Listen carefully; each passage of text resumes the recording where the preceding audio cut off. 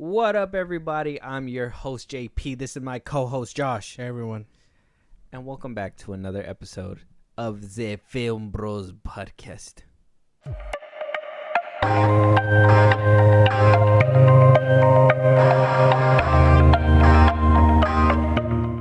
German? Was that German? That sounded very, German or Bro, I just make up accents. Swedish. I was actually trying to go for, like, a Hispanic accent. That didn't sound... That didn't sound Hispanic. I was thinking that was more French, but, No. you know, it is what it is. But something that we can't... You know what? We're coming off of a good time. We're actually having a great day today, right? Are you having a great day? Yeah, for the most part, yeah. Somebody who's not having a great Monday is Black Panther star Tenoch Huerta. I thought it was Tenoch? Tanakh, and then his last name. Huerta. Probably. Yeah. But he's not having a good Monday because over the weekend, some allegations came out. Now, not only does he have a problem on his hands, but Marvel as well, because now they have two villains that are playing villains in real life. And not only are we dealing with Kang the Conqueror, who is out there becoming a menace in the streets of New York City, but we also have Tenoch Huerta, who is also now being accused of sexual assault. Now, the same thing with the Kang story. I wanted to give it time to breathe so we can, actually get some facts, see if, we get some more tweets or, some kind of evidence. And it wound up coming. We got not only an explanation from the victim, but she also goes on to give her reason why she is barely speaking about it now. Damn. Now, for those that don't know, when he was first being hired to play Namor, he was going through allegations already. Yeah, And the rumors were already, something about him sending goons to pour acid on some chick or something like that. Yeah, which was the same girl. Yeah. So she goes and she talks about it a little bit, and this is what her allegation was. So this is coming from Mexican saxophonist, and her name is Maria Elena Rios.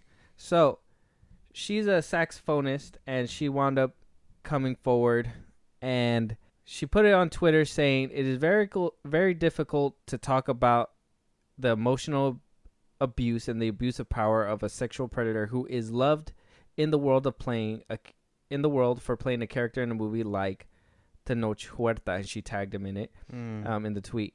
Charming in appearance, the great hallmark of narcissist, a good helping of victimization. Damn. They touched on what I told you guys a second ago, that back in 2019, she was making accusations to Huerta saying that she survived an acid attack.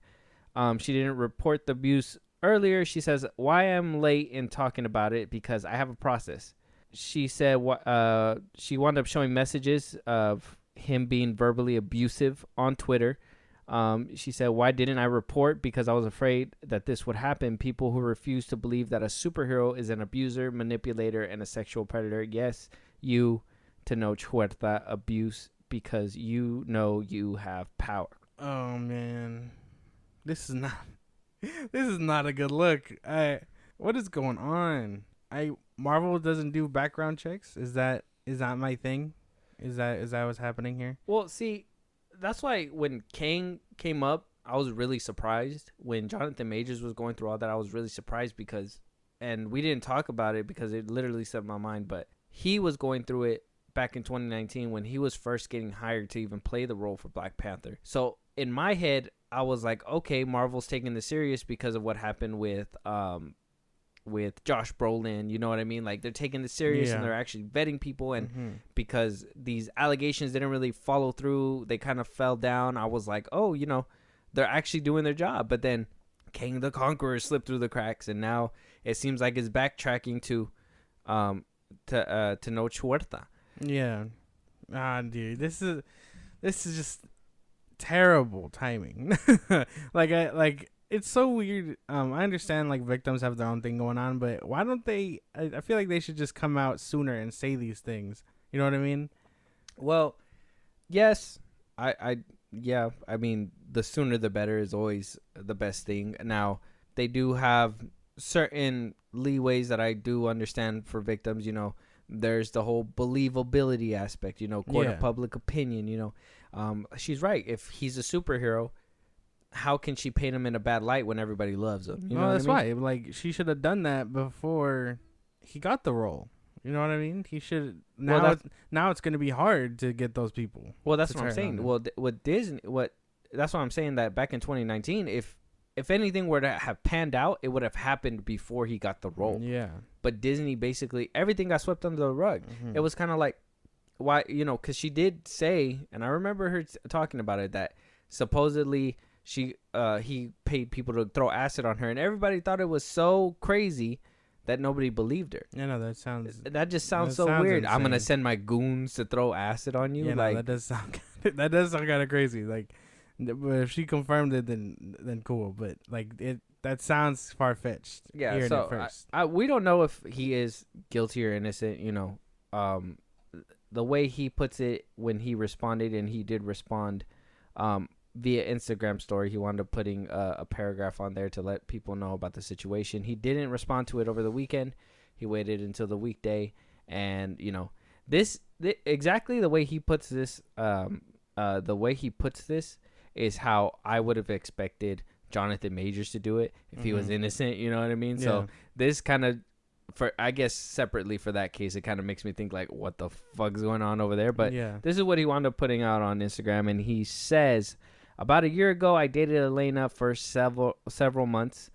It was entirely consensual at all times, as countless others can attest, and throughout, it was loving, warm, and mutually supportive relationship. After it ended, however, Elena began to misrepresent our interactions both privately and in front of groups of mutual friends. As a result, a few months ago, I engaged a legal team to commence the appropriate actions to protect my reputation and refuse these irresponsible and false accusations that can cause great prejudice and damage. Although I am by no means perfect, I know that these allegations are simply untrue, and while I will always work to improve myself, I need to contest claims that are both false and offensive. Yeah. That's something Jonathan Majors should have done right out the gate. That's just my 2 cents on that. But I mean, if he's already willing to contest it and all that, I mean, what do we do now? Do we just wait for like a trial or something? Mm-hmm. Especially if she's taking him to court and all that. Crazy shit, dude. This is why as much as Disney is like a monger, you know what I mean, and will try and like sweep this shit away, it always comes back and it kind of bites them in the ass. Yeah, and you got to understand too. And here's another thing. I don't know if any of this would have happened under Iger's watch, because nothing really did happen like this under Iger's watch. I mean, that whole Brolin situation, that shit was kind of like hushity hush. You know what I mean? All that stuff was quiet. People still turned out for Infinity War and Endgame. Yeah. People, people still came in like that. The way Disney handled it before. Now all this stuff happened. Hear me out. All this stuff happened during Chapek's era. So either they were trying to throw him under the bus, or he made some very, very, very monumental mistakes that Disney is gonna have to clean up as of right now. Obviously, my heart and everything goes out to the victim if this is true and everything like that. But we are a films podcast, and hopefully this doesn't affect future movies and it doesn't affect the role for him. But from the business perspective, Disney has been dropping the ball. Yeah. And this is not a good look. this is not a good betting situation at all. Like I said before, I thought they handled this one. You know what I mean? I thought they handled this one, and Jonathan Majors was just like an anomaly for sure. Like it just happens type shit. But no, they came back. Apparently she's coming back with receipts, because she wound up putting text messages out there and everything. And I don't want to read them on this podcast, so if you guys are interested, go check on her Twitter. They're still there. They're pretty bad text messages that don't look good. I'll show you what they look like later, but yeah. Not for you guys, unfortunately. Go find out yourself. But this sounds crazy. And not to take away from like the whole story in general, but the way people on Twitter react to this sort of thing, I see two sides, right? I see the sides again that are just like, oh, my heart goes out to the victim, this and that, Tanak's a piece of shit, whatever, right? And then I see the other ones that are like, all they really care about is his role. You know what I mean? They're just like, oh, but what about his role as Namor and this and that, right?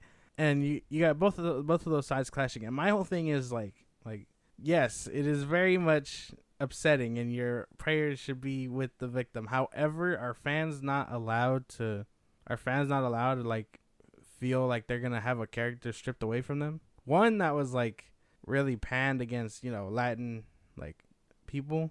So like that's my whole thing. I'm just like, are they not allowed to feel robbed and hurt that they're probably losing a character they liked? You can, but only if he's innocent and he's losing the job. If he's guilty and losing the job, then no, I don't think anybody has. They can always get another Latino actor. Sucks that it's not him. It would have been interesting to see him in more projects, but same thing like with Kang. You know what I mean? Like, is it really bad if he actually did it and they got to recast him? Not really. I can put that to the side. It sucks, and don't get me wrong, because you got to fight with that.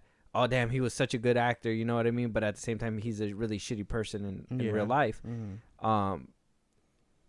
It's I just think with everything going on, it shouldn't be a bad thing if they are guilty. Just recast them, do what they got to do. It sucks about the representation part, but at the end of the day, we're on here too that we talk about and we vouch for, just finding the right person for the role. Yeah. And so, I mean, can we really be mad about losing a Latino actor if they find somebody who looks Latino who can do the same thing? If they get someone that can, what's the best way to put it? Do what Tanakh did, but better, then yeah. But if not, I would feel kind of robbed. I'd be like, damn, they replaced him with this guy. I understand Tanakh's probably a piece of shit, but this guy isn't putting up the performance that Tanakh was. I don't think they'll like downgrade. I mean, did you think it was a downgrade when like Cheeto came into play? No. Did you think it was like a downgrade when they brought back like Red Skull, but it wasn't the dude from the Matrix? It would have been nice to see him, but no. So it would have been cool to see. I think if they can mask him well, and like I said, if they find somebody that's good that seamlessly fits in there, I think it should be fine. I just think that yeah, it sucks that we lose that kind of representation and everything like that. But at the same time, my man, Acid, bro, Acid. That's not a good look. If it's Acid, my guy, then honestly, that's the real life Joker. 100%. He was just like, goons, get the acid. And they were just like, all right, master. Like, what the fuck? Where do you even get acid? Like, I don't even, you saw that at fucking like Home Depot? Where do you get the acid from, bro? He keeps it in Atlantis or wherever he's from in the movie. I don't know where he's from in the movie. Oh, it's not Atlantis. What is it called? I forget.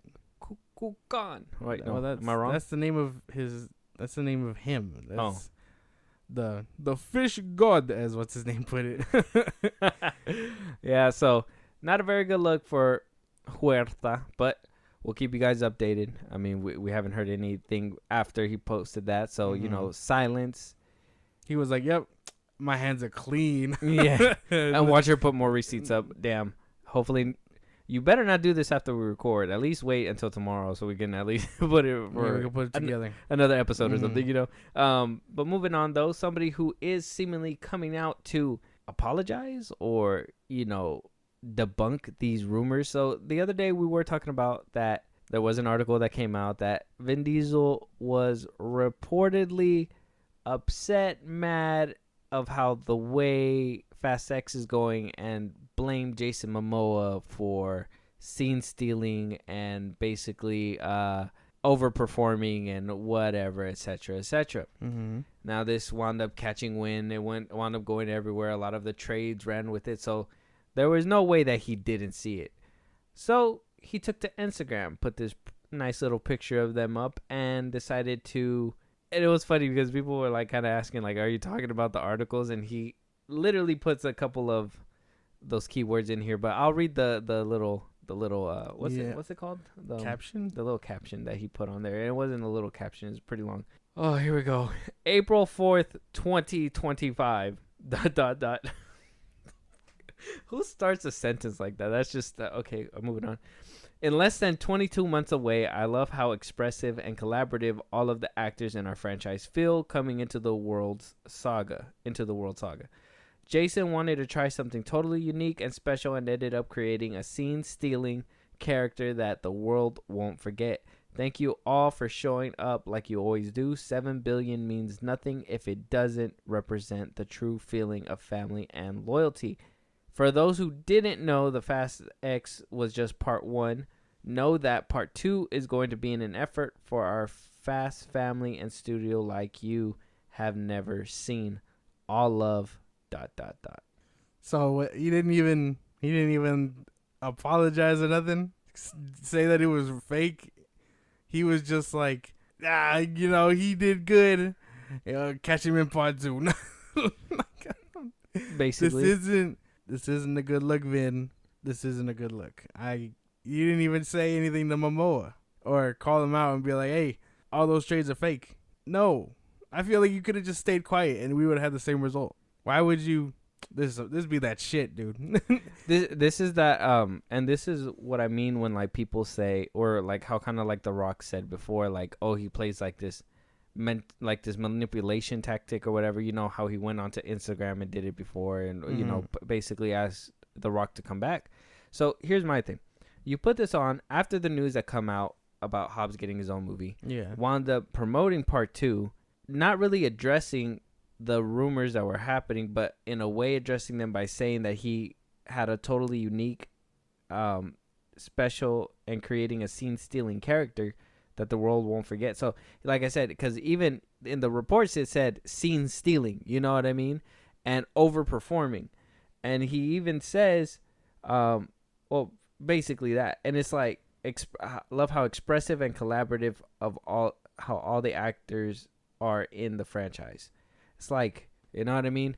You're basically addressing the article without actually addressing the article. So it's like, and then on top of that, you're not even addressing what happened, and that is Dwayne Johnson coming into the scene talking about that there's a Hobbs movie right before that connects to your part 2. Why don't you, why aren't we talking about that? It seems like Vin Diesel's understanding that this franchise that he holds so dearly and he hugged with all his heart, you know what I mean, is slipping through his fingers. And I say that because, let's be honest, Fast X wasn't the home run that we all wanted. Now, we all tolerated it and very much liked it because of Momoa and his portrayal in there. But let's just be honest, if Momoa wasn't in there, it would have just basically been another F9. Yeah. Mm-hmm. And so I think he understands that this franchise is slipping from his fingers, and I think he understands that, new blood's going to need to be pumped into it, people that are younger, more in shape. Look, if he would, have done what the fans wanted and not listen to what the dumb shit that fans wanted, like, nobody asked for Han to be back. We just didn't want Statham to become part of the family when he killed one of your family, you know what I mean? Like, we didn't want to see them team up and be alive. We just wanted, some kind of redemption, not redemption arc, but like a revenge arc or something like that, where they go after him and they finally get him, and they put Han to rest or something, you know what I mean, like justice for Han. But they were like, he was like, I know what they want him back, and we're gonna bring him back, and then on top of that we're gonna bring back Gal Gadot, and we're gonna, you know what I mean, nobody dies in this franchise. So I think he's doing what he can to keep it alive, but I think he's starting to realize and understand that he's coming to the point where the franchise is gonna leave him. That's good. It's time for him to move on. Find something else to focus on, whether that be Riddick or whatever else comes down the line, his little spin-offs or whatnot. Let it go. It's time to give new meaning to this franchise that if you really wanted for it to live, you would just let it grow with Momoa and The Rock. Well, maybe not The Rock, but whatever. Just get more people in, younger people, so that way they can continue the legacy. Even if you gotta over fucking shadow it and whatnot, that because if you want to do that, but just let new people in to carry it. You've been doing it for a long time. It's time to let go. And that's that alpha shit. And that's what I'm saying. Like, I'm not saying Vin Diesel's like this evil person, but at the same time, he's one of those guys who's going to protect what's his and be vindictive when necessary. You know what I mean? So when Hobbs and Shaw was coming out, instead of him hindering the box office and, you know, not talking about it, he should have been promoting it. Been like, hey, we can totally build something off of this and, you know, go ahead and make it connect to the actual Fast franchise or something like have Idris Elba, you know, have been the villain for F9 or something. You know what I mean? Let him have lived past Hobbs and Shaw or not get captured, and then him jump into the Fast Saga, and Hobbs basically needs to jump in there and basically help him out right there. You know what I mean? Yeah. Something like that. Mm-hmm. But he just like refused to want to promote it. Had basically had the Fast family pick sides, like who you rocking with. You know, you had people that were silent. You actually had people that, you know, like Tyrese Gibson, who was like, yo, Hobbs and Shaw, it ain't shit. You know, he actually probably felt threatened, like, you know, this franchise can go a different direction and he lose money. You know what I mean? Because either which way, it just seems like a bunch of selfishness when it comes to this franchise, instead of a lot of natural growth and natural, like, love where, you know, you want to just see people happy. It's more like, we want to see them happy, but behind closed doors, like, pop this motherfucker's tires. We want them driving on all rims, you know? That's funny. Yeah, but yeah, seems like it's all toxic over there anyway. So why would you want to be a part of it? A little weird though. He shouldn't have put this out on Instagram. Y'all can go see the picture, because he called them scene stealing, but he tried to say it in a positive way. That's not positive. That didn't sound too positive. That sounded like shade. Yeah, why would you say scene stealing? Why wouldn't you say it was a pleasure to, you know, share the screen with, you know, a delight that is Momoa and his energy or something like that? But you literally said the same word that they put in the article that you said you were very negative about. You know what I mean? So I'm sure he's fuming. You know what I mean? He's feeling. If we hear in the next few days or a couple months or whatever that Momoa will no longer be joining part 2 due to scheduling conflicts or whatever, and he goes on this fucking rant and everything, that basically what The Rock did, trying to point fingers at Diesel, and he does the same thing. At this point, we gotta find out it is Diesel. Honestly, it's Diesel's fault. He's like, I will be shooting Aquaman 3. I'm telling you, and I know we talked about this the other day, but where would the franchise be if Paul Walker was alive? Mm-hmm. That's just always in my head. I'm always watching these the last few movies, honestly, 8, 9, 10, even 7 too. Like, I'm like, man, if he would have not died that day, what would this franchise have actually been? Would it have been this, or would it have actually been something? And if that's the case, I don't know, because I'm just taking his, you know, his absence and the way the franchise has gone after his absence as it being unbalanced. You know what I mean? And this just, you know, I feel like Paul Walker was kind of like the dude that was kind of telling him, hey, yo, chill, let's do this. You know what I mean? And now that Diesel doesn't have that person, it's kind of like space, the final frontier. Exactly. That's exactly how I kind of feel about it too. Damn. If I find out he's not in part 2, then the reason for my watching is gone. I'm not gonna want to watch part 2. Yeah. Yeah. Like Momoa was like my favorite part. I'll keep saying it forever. If they cut him out, if Vin does his shit and cuts him out, I'm gonna be fucking pissed and won't have my money for this one. No, you wouldn't even invest in part 2. What about the Hobbs movie? I'd have to see a trailer for that one. Oh, okay. Maybe that Fair. one, but I'd have to see a fucking trailer. If it's dumb and it's his basic rock shtick, I'm not gonna vibe with that. Fair enough. But moving on though, Universal still wanting to make that bag, with rumors hearing that hot off the heels of Super Mario Bros. Making $1 billion, them coming up in the animation game, they are now in talks and closing in on a deal to make a Legend of Zelda movie. Amazing. This is the one I wanted. Remember when we had this conversation a few pods ago? Go check those out. This is the game movie I wanted. So I'm excited for this. Hopefully they reach their fucking mark and get it done. Okay, next time, can you let me finish my fucking sentence, guy? No, Jesus, no, I'm no, playing. no, no. But you know, Too excited. Too fucking extreme. now you have your optimism side, and I'm happy for that. Honestly, I don't know how I feel about this. That's just because you don't like those games. I like Zelda. Okay, I like Zelda. Don't perpetuate that lie. Nah, you don't even like Nintendo. I love Nintendo, man. I just don't like some stuff. I like that one with the cannon hand. I feel like we talked about this last time. Her name is Samus. Samus. I like Samus, and I like the fox. The fox dude. Appreciate His it. name's Fox. Yeah. His name's just And Fox. honestly, Link is my favorite character to fight as in that game, Super Smash Bros. Brothers. Yeah.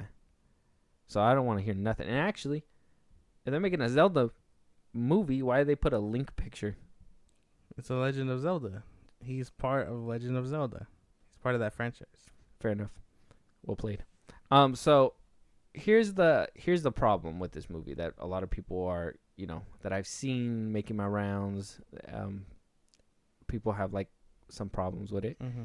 Is that Illumination, which is the animation studio for Universal, they pumped out Minions, the Super Mario Bros. Like I said, they think that this will not be the movie that they're looking for, and by that they will make it into this goofy movie where it's like comedy and stuff like that, like a cartoon movie. You know what I mean?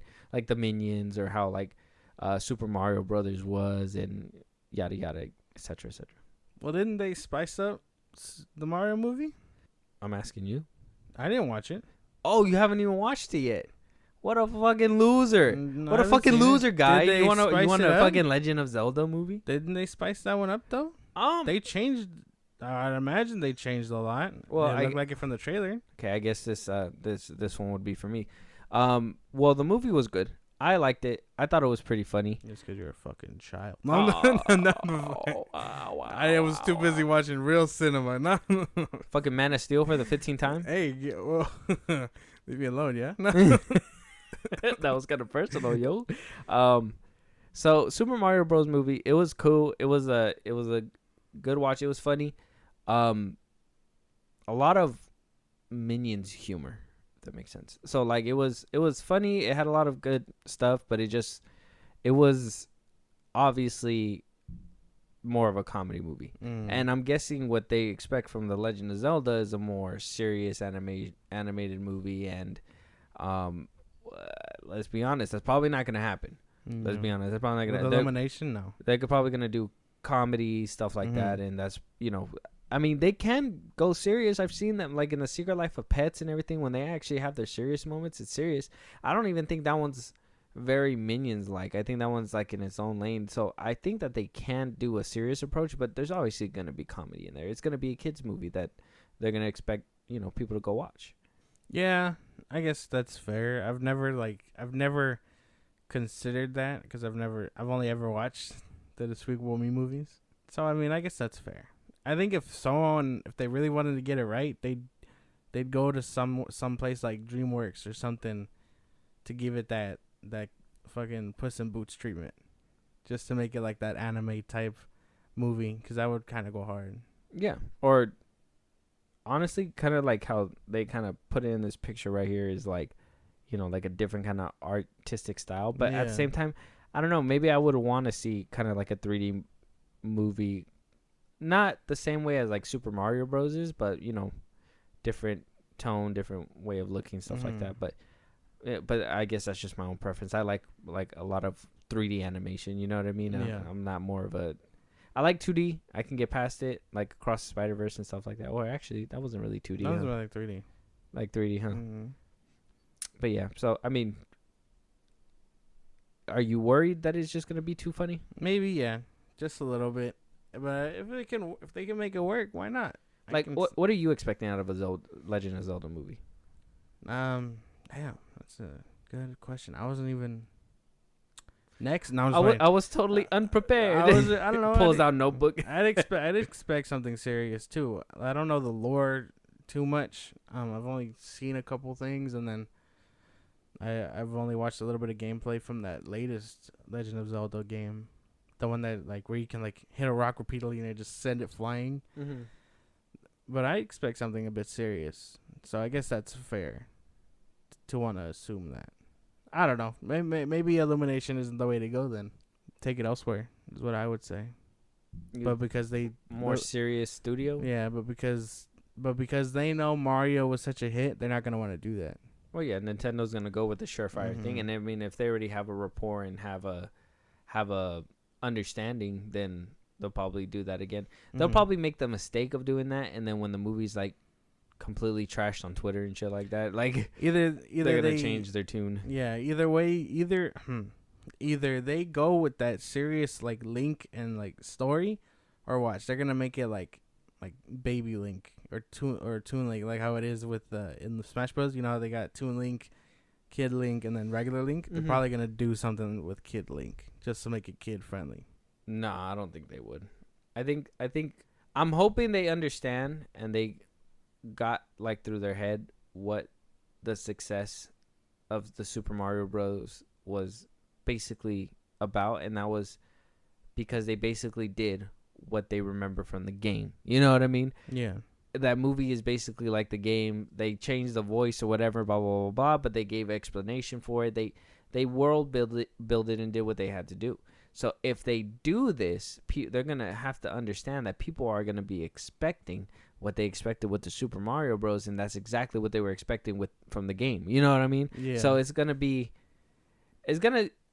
interesting to see how they go about this. But like I said, if they listen to the fans in the wrong way, and they go about it that way, where like Toon Link or whatever, blah blah blah, it's gonna piss off a lot of people, and then they're gonna really be like, oh wow, Hollywood is harder than what we thought.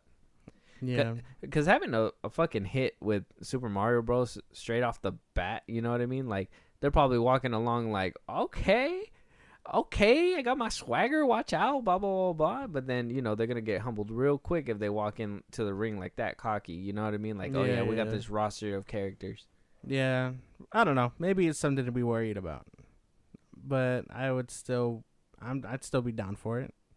Okay, I mean it's still worth a watch, obviously. But still in early development, or actually not even in early development, still in negotiation.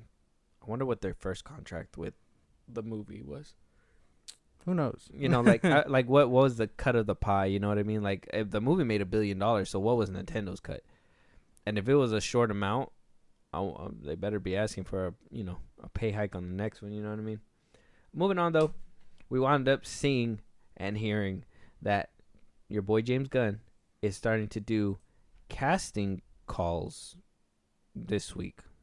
Actually, he could have done it today. He might do it tomorrow. Who knows? Sometime this week he's going to be doing these. And we have top 3 contenders here to play Superman, and that is Nicholas Hoult, David Cornsweet, and Jacob Elordi, and Andrew Richardson. Those are 4 contenders to play Superman. You probably don't know who those people are. Jacob Elordi sounds familiar. He's the one in the fucking Euphoria, no? Jacob Elordi, yeah. Yeah. He's the only one I know. Nicholas Hoult, he's Beast from X-Men. Oh. For Superman? No. If I had I don't know what the other ones look like, but if him? I could not see that. That sounds disgusting. This is David Cornsweet. Jesus. What are these choices, dude? I don't know. I feel so fucking... Andrew Richardson. Oh, well. I guess he's not too bad. He doesn't look too bad. The strong chin is what sells it for me. Yeah. Nicholas Hoult, no. David, I would say if I had to pick David Cornsweet or Andrew Richardson. Jacob Elordi, no, I don't know about that one. And Nicholas Hoult, I don't know what he sees in him and why he's like a top 4 contender, but that's just crazy to me. Maybe because he has a name out there. Maybe if he got jacked, maybe it'll be a different story. No, it's just his face. Look, it's his entire fucking face. He has like a dweeby face. I couldn't get. But wouldn't that work for like when he's Clark? Yeah, but not if not. It's not gonna work when he's Superman. You kind of have to take in that consideration. Well, that's why if he gets chiseled and everything, but he could look like a nerd and everything and change. Because here's my this is what I'm thinking James Gunn's Superman is going for, and this is from like the things that he said on his own. I'm thinking he's going for like that Christopher Reeves, being able to switch on and off that fucking nerdiness to being able to be Superman in a second. You know what I mean? And so I think that's why he's looking for somebody who can play the nerdy part, but also be the heroic part as well. Yeah, that's what I imagine too. But I don't know. I don't think he's a good fit. I wouldn't see it. Nah? No. You don't think so? Because even then, Superman is like, while Clark Kent is also stocky because he's Superman, but he slouches. You know what I mean? His posture is different. He does a lot to kind of mask his identity as Superman. So he still has to look jacked, like Henry Cavill jacked, I guess. Yeah. But he has to be jacked, and then he has to also be that Clark Kent and Superman mentality. Because even Christopher Reeves, he'd take off his glasses, he'd stand up straight. You know what I mean? His posture changed drastically, and then when he put the glasses back on, he's just Clark. So it's two different things, and I don't think he could do the Superman part. The Clark Kent part maybe, but the Superman part no. Nicholas Hoult. I could probably see that. You could probably see him doing it. Mm-hmm. But who are you talking about that couldn't be able to do it though? Oh, well, he's the one, right? Nicholas Hoult is the Beast. Yeah. I couldn't see him doing it. Oh, okay. So who would the other one that you had said? Andrew Richardson. Andrew Richardson with a strong chin. Mm-hmm. He could probably do it. Jacob Elordi, he's just young. He's young and he's jacked. I don't know how I'd see how. I don't know. Maybe it's because I'm seeing him in Euphoria and stuff. Yeah, but I couldn't picture imagine him. you get off watching Euphoria and you see him as Superman. I couldn't picture him as Superman just because of what he's done in Euphoria. He's going after Sydney Sweeney right now. like I can imagine, like he's probably the best contender because he's young, he's jacked, and I can probably picture him as Clark Kent, but after his big name in Euphoria, which I'm pretty sure is what landed the name on James Gunn's desk, I couldn't picture it just because of his role in Euphoria. These are some interesting picks. Yeah, I would have top spots have to be David Cornsway for me or Andrew Richardson, but nobody could hold a candle to Henry Cavill, and I'm just gonna say that. There it is. Henry Cavill Superman is the GOAT. Yeah, I'm just saying. I like looking at all these people. Not one of them was I like, oh yeah, this is better than Henry Cavill. Like none of them. I don't think anybody's gonna be able to hold a candle to that guy. I'm telling you, dude, we're gonna get a Superman Returns thing here, and it's not gonna work. You think so? Yeah. Well, I mean, and then you can gloat and brag and boast all you want, because at that point, that's the future I'm waiting for. Damn, what if he shuts you up though? If he shuts me up, okay, but I know that's not gonna be the case. You're not even gonna be mad. You're just like, I get a good Superman movie out of this. I'd be like, all right, he got me with this one. Now let's see what the next shit has to bring. Oh, so you're not gonna let him off the hook with just one movie? Well, no, because he's a repeat offender. Why would I? He's a repeat offender of mine. I'm not gonna just give him Superman. Superman is a near and dear character to my heart.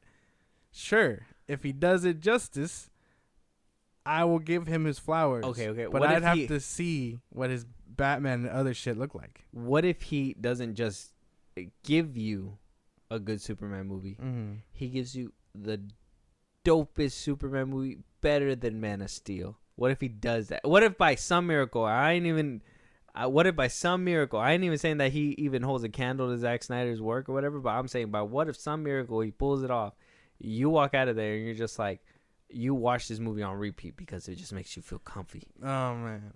Well, I don't know if he could do that, but if he somehow pulls it out of his ass and he gives me that feeling and performance and all that, I'll be willing to give him his flowers and take back everything I said. But till then, he's not off the hook. All right. Well, especially with these picks. But because I can only imagine the shit that we were hearing. Like I was like not old enough to participate, but I can remember all the comments about Superman Returns, and while I enjoy that portrayal Brandon Ruth did, I can admit he wasn't built like Superman, but he was a nice Clark Kent, and he still managed to embody Superman for the most part for me. Okay. Like, he was able to switch it off, kind of like how Christopher Reeves did. And I'm not saying like he's the better thing here, but he did good, and I can just imagine James Gunn's Superman movie ending up like this one, criticized the same way because, oh, it's too nerdy, it's too grounded. They gave Superman trunks, you know what I mean? Am I making sense? Yeah, I get you. It's gonna be an uphill battle for him for sure. Like I said, everything, let's say the way that we personally feel aside, the fandom's divided, regardless. You have people that are, willing to give the new DCU a chance. You have people that are willing to try to burn it down at every means necessary in order to get their old DCU back that they originally had. It's just a battle. And him being on Twitter and stuff like that, it's died down. After he said what he said, it has died down a little bit, but he's still on there. But what he has put before is already there. And so, like, whatever he puts on, people just tag right underneath there. Oh, this is what he said beforehand or whatever. Like the Flash, right? That one, he, a lot of people were defending him and be like, oh, how are you going to go on James Gunn's neck for, for a movie that he had nothing to do with or whatever, blah, blah, blah. But then people put receipts in there that said he put on Twitter himself that, and I remember reading this one. It was literally said he was in charge of DC for a while, that he was giving notes while he was doing the Suicide Squad. And when, he obviously gave notes to how the Flash is going to end and everything like that. So obviously, because it's not 100% on him, but at the same time, he did approve whatever's happening next. Exactly. So it's a weird spot that he's in, like I said, but at the end of the day, he made his own bed. But if he makes you eat your own words, if the Flash bombs, dude, and I find out like it's because of him, it ends the way it does, I don't know. I might check out early. I don't even know if I'm gonna make it to that Superman movie. You know what I mean? Because it's not looking good. If it ends the way we heard rumor, for it to end. If it ends terribly, if it doesn't, I know my expectations have been high, but if it doesn't at least hit the mark close enough, this might be it. I think I might officially be done with DC, but we'd have to see the movie first. You just have to go back and rewatch the trilogy, huh? Just over and over and over again, and be like, "This is my DC." Exactly. This trilogy right here is my DC. I don't even know who's running the next shit. What's happening over there? Moving on though, we also are hearing some rumors, some actually weird rumors that Idris Elba could potentially be eyed for a role in a galaxy far, far away in Daisy Ridley's new Star Wars movie. This is all coming from comicbook.com, but it's coming from a scooper called My Time to Shine Hello. They're on Twitter. I seen the scoop when it wound up dropping.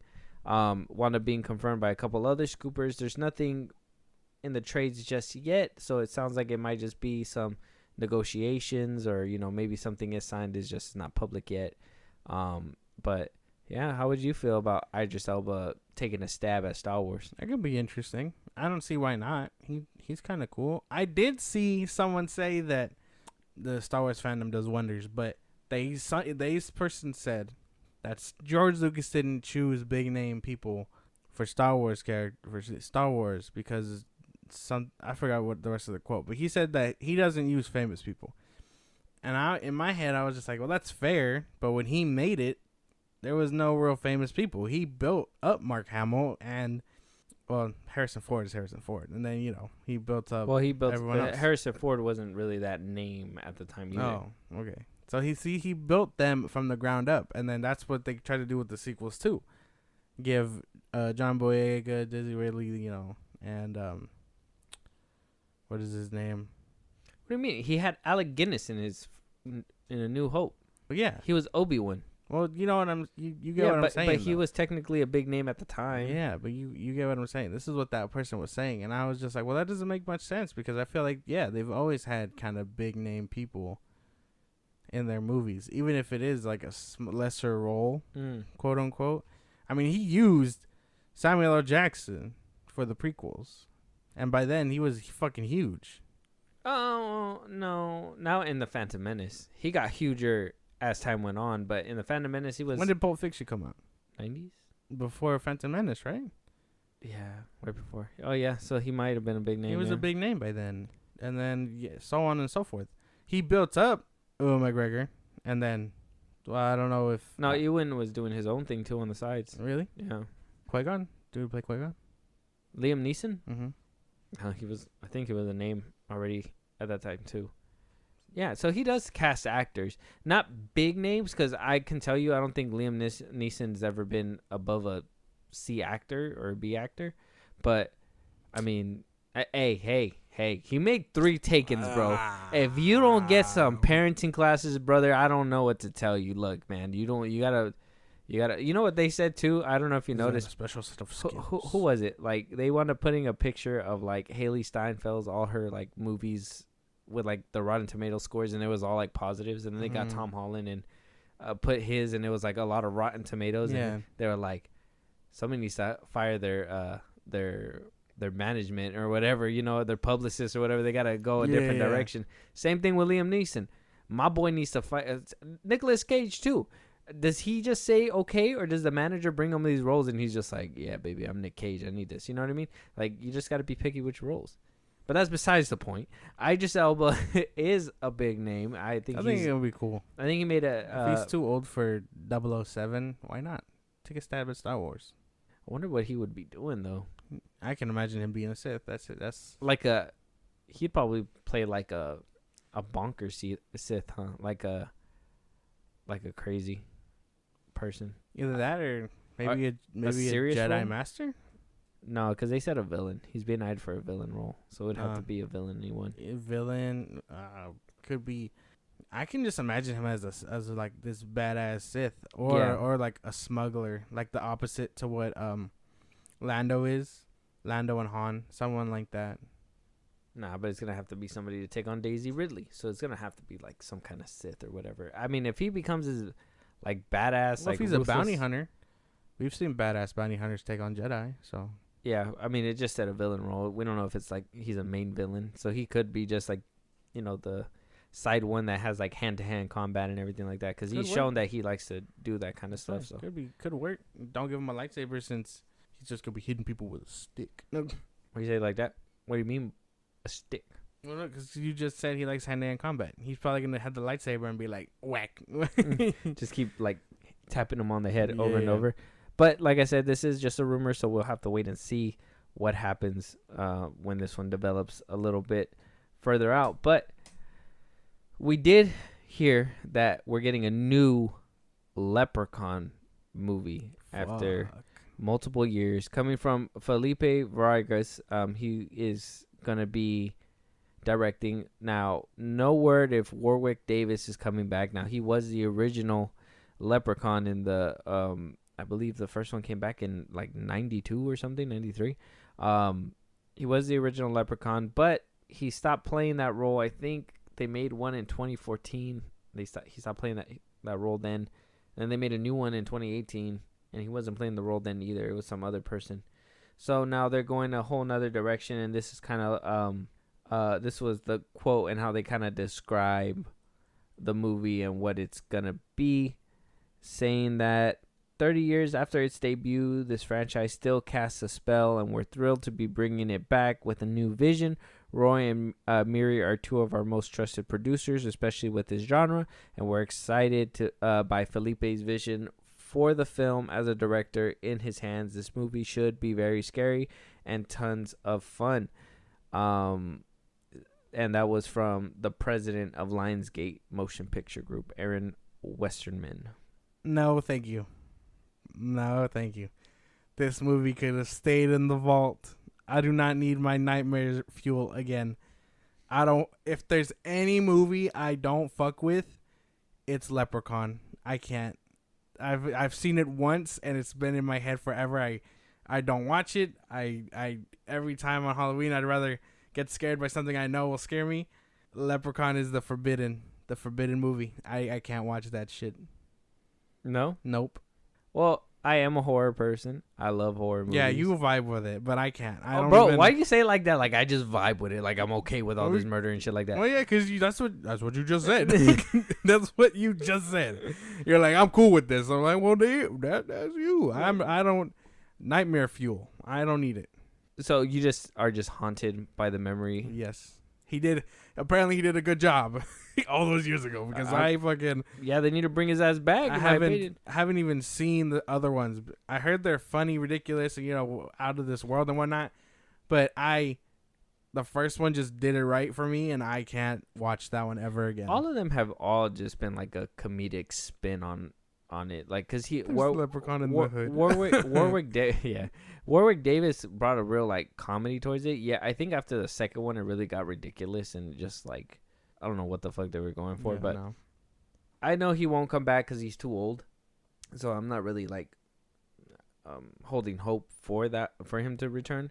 But it's good to hear that this franchise is still alive and we're gonna hopefully get another movie with it. At least me, I'm down. It should have stayed dead. Wait, hey, shut up. And with a little bit of like modern CGI and like technology, that's nice. I like that. Like imagine the twist that they'll be able to do in this one. You know what I mean? The tricks and everything like that. If I'm watching this movie, you're coming with me. Fuck, dude. No, I don't even know. We're gonna have to have that conversation when this movie does come out. Cause I can't. This is I don't know what it is, but it's forever stained my brain. I can't. Warwick Davis, everybody, traumatizing the youth, one child at a time. But it's good to hear that. Well, at least for me, if you guys are on the other side of the aisle, or you guys don't like horror movies, maybe you just the Leprechaun is just not your cup of tea. That's fine. I'm okay with it, and I'm actually would be down to see it return.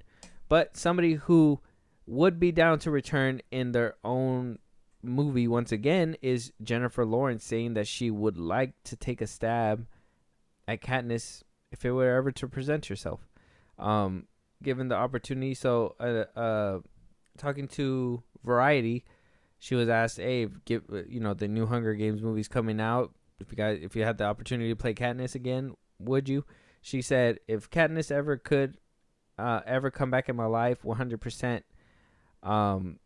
She goes on to say, so she says that she'll come back, and then it wound up going into some questions about her look at the cane. So apparently, and we didn't talk about this because I thought it was ridiculous, but apparently at the Cannes Festival, she wound up wearing flip-flops. And what the fuck? Everybody was like, "Oh, she's taking a shit on the establishment. She's trying to say like a statement or something." That's why I thought it was ridiculous. Dog. And she even like came out and was like, "They were just flip flops. Like her shoes didn't fit that day, so she had to wear flip flops." I hate how the media works sometimes, because that'll be the most simplest thing. That is the worst way to portray media. Oh, this favorite person didn't dress up for this big event. They must hate it and hate us and the entire establishment. Like, no, dog. It's uncomfortable. Like, that's what my big thing. It would look uncomfortable. I see half of the shit that they wear to the Met Galas and their fucking red carpets, and I'm like, that, I'm sure, is worth thousands of dollars. But that looks uncomfortable. This is why you got to be like Adam Sandler and just wear whatever the fuck you want. Yeah, because imagine the posture you got to be in to wear some of those things. It's really weird. But, yeah.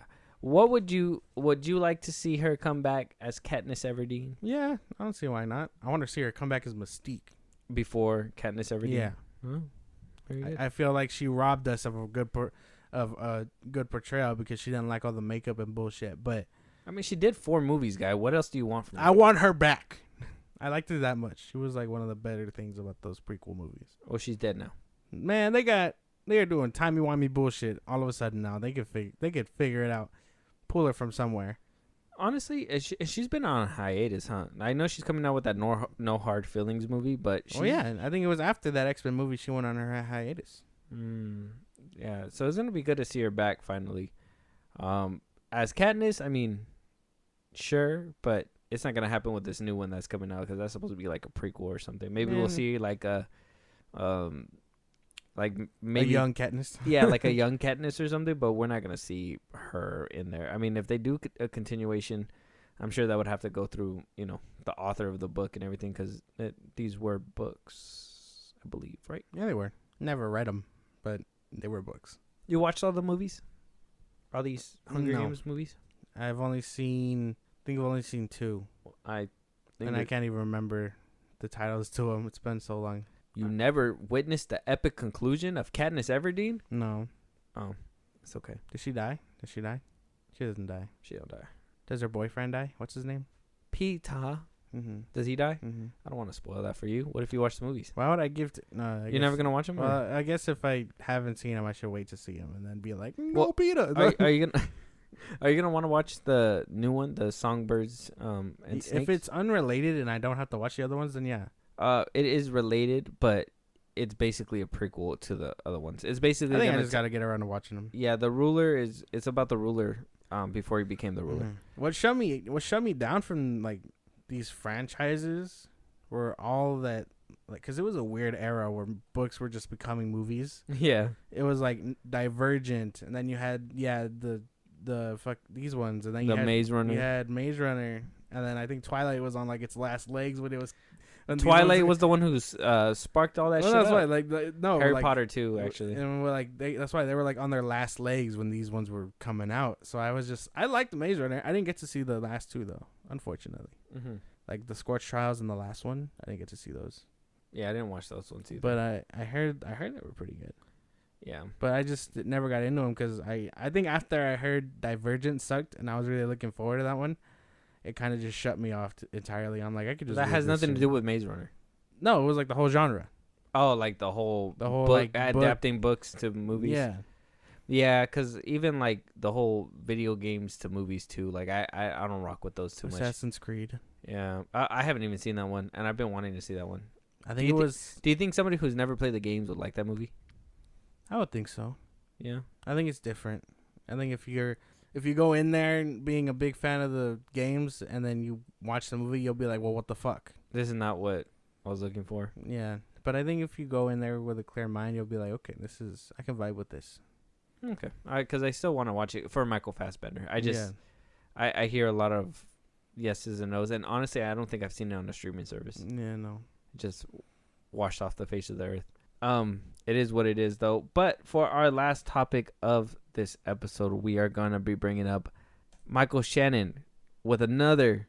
I'm gonna call it a common W now because it seems like he's just coming up with W's left and right. So this turned Twitter upside down. This article that he decided to speak up about. He wound up talking about his portrayal of Zod in The Flash. Now, a lot of people wound up cutting off some of the quote, so I'm going to read the full quote.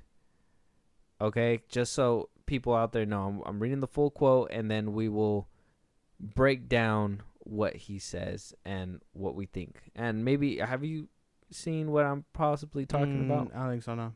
Okay, so he goes on to say that he says basically that playing Zod in the Flash movie is not as satisfying as it was in Man of Steel. And he says this in the quote. He says it's like here's this person, here's that person, and they're fighting. It's not quite the in-depth character study situation that I honestly felt Man of Steel was. Whether people think I'm crazy or not, I don't care. He winds up saying that I really felt Man of Steel was actually pretty sophisticated story. I feel like The Flash is too, but it's not Zod's story. I'm basically there to present a challenge.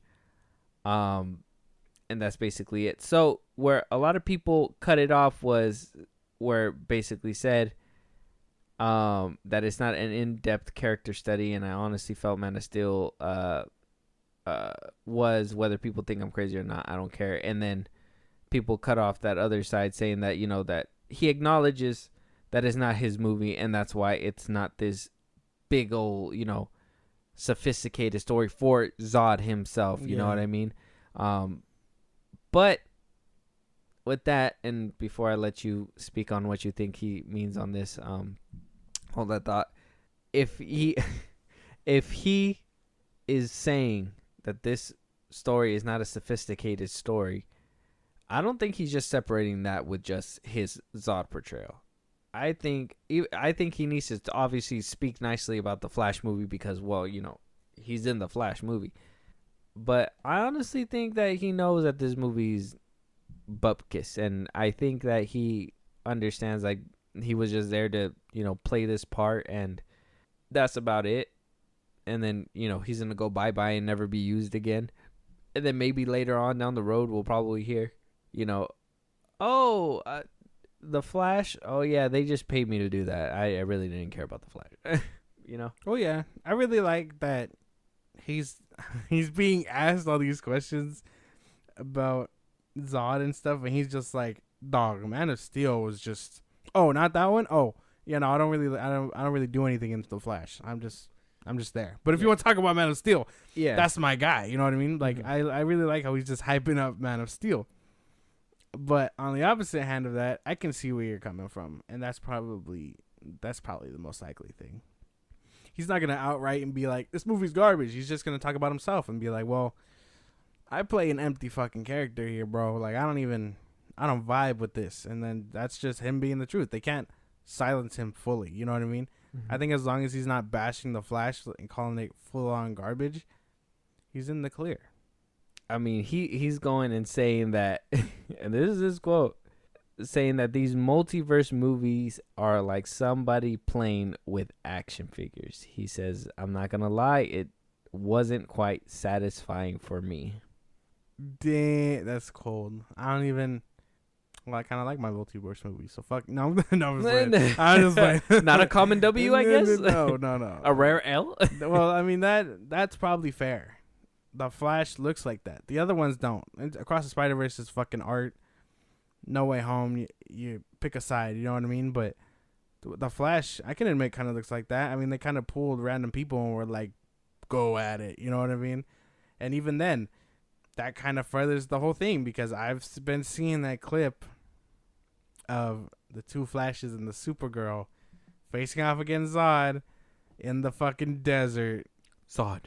So you're just like, well, yeah, it looks like a fucking sandbox. There's nothing there in the middle of the fucking desert. It's just the soldiers and Zod and the ships and the Flash and Supergirl. So yeah, it's literally all flat ground with a bunch of tanks all over the place. That's right. That does honestly look like a sandbox where they were just like, this sounds cool, let's make them fight, and then they fight. But I see what he's saying. I'm right with you, Michael Shannon. It has come the day where Josh is no longer hyped for the Flash. As you guys can tell, I've finally broken his spirit, as you guys noticed throughout the episodes. I believe between 80 to 100 and what are we now, 29, 30 now? It took a lot of beating it out of him, but here he is, finally in reality, understanding that the Flash might not be what it's all cracked out to be. And it all just took Michael Shannon to let him know where everything's at, because it's true. I mean, if you go from playing this character, right, that was, he said it took 6 months out of his life the last time we talked about this, training, fighting, like, actually gave him something to do. And I understand he's not a prominent role in this movie, but wouldn't you want a great performance, authenticity from all your actors? If you know that he's supposed to be in this movie to play Zod, why wouldn't you want him to be at peak? You know what I mean? Why wouldn't you want him to be at peak? And multiverse movies, we've only had a few of them, okay? And they're getting better as time goes on. No Way Home was kind of like that big splash that was kind of like, oh, wow. Across the Spider-Verse, Into the Spider-Verse was kind of like a different thing. Everything Everywhere All at Once was like this monumental step forward. You know what I mean? Beautiful films. Now it's like we've seen where it could be. We've seen how low it is. And instead of the Flash being that, I thought in this movie we were going to see, and I was going to say Cyborg and all them, but I'm going to remove myself from what the original vision was, and I'll say what I thought when this movie was coming out was it was gonna be. They said Keaton and Affleck were coming back. I said, okay, Keaton, what the fuck? But okay, I'll play the game. That's fine. But it seems like they're not even gonna ever meet. So you're telling me that you're gonna have two Ezras meeting each other, two Flashes, but you're not even gonna have two different Batmans kind of like cohabitate so you can see how, because in Flashpoint, that's, you know what I mean? Like, you can see the different alternate things. And if you're already having them meet each other, might as well just go balls to the wall, go bonkers like you're supposed to. But we're going to have two Batmen in the same movie in the first time and at all forever. And you guys can't even put them in the same fucking room together? Why didn't we get Christian Bale to come back? Did he think like this movie was just too fucking lame for him to even want to put the cowl back on? Yeah. They get back Clooney? Maybe?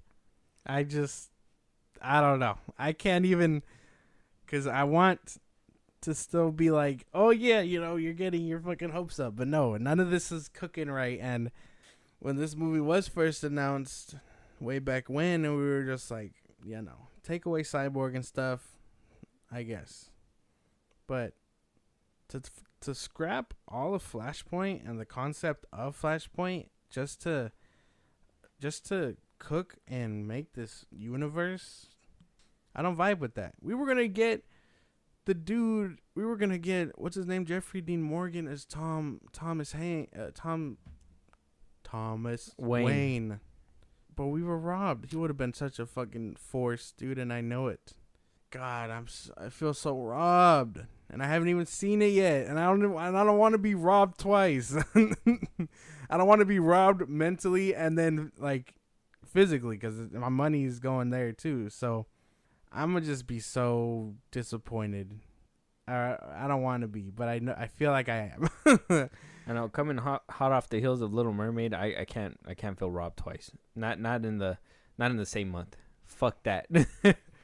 There's no way. Yeah. From two different studios, they're just fucking ganging up on us, bro. They're beating us up, taking our wallet, and then just being like, "Alright, getting the fucking cold." You know what I mean? It's not a good look. And yeah, it is fair that Michael Shannon kind of opens my eyes because, well, he was my favorite thing about Man of Steel, or he was one of my favorite things about Man of Steel. So like, there's a reason it's my comfort movie, and he's one of my favorite villains. I think he's better than Thanos, but you didn't hear that from me. Like, him coming out and kind of opening my eyes really just puts perspective. And I couldn't have said it any better than that. Hopefully, like I said in the last episode, The Flash is coming out this week. I think this is going to be like the most heavy Flash talks that we're going to be having in the next few episodes, because let's be honest, when something's about to collide with something else, that's when everybody's the loudest. We're all going to scream about it, and then hopefully just let it wash away after that. Just let it, it's gone. It's not going to be gone, dude. It might be for you, but I know if I feel so moved negatively by this performance, by this movie, I'm gonna be a pain to work with, because I'm gonna feel so robbed. I know it. I'm preparing now to hopefully like give me that layer and like boost me up if the movie does good. But I know if I feel robbed, and it's gonna bother me so much. If we don't talk about the Flash after the movie, and don't wonder why, guys. It's he's gonna tell me like it's off limits. Topic is off limits. It's too soon. He's gonna be like that too soon every single time, at least for like a good year. Yeah. But with that, let us know out there. Are you guys excited for the Flash? Are you guys gonna watch the Flash? Are you guys planning to watch it premiere day? Are you guys gonna watch it a week later? Are you guys gonna wait for streaming? We want to know your excitement level, honestly, because projections are going down on this movie too. But with that being said, that's going to be our last topic of this episode.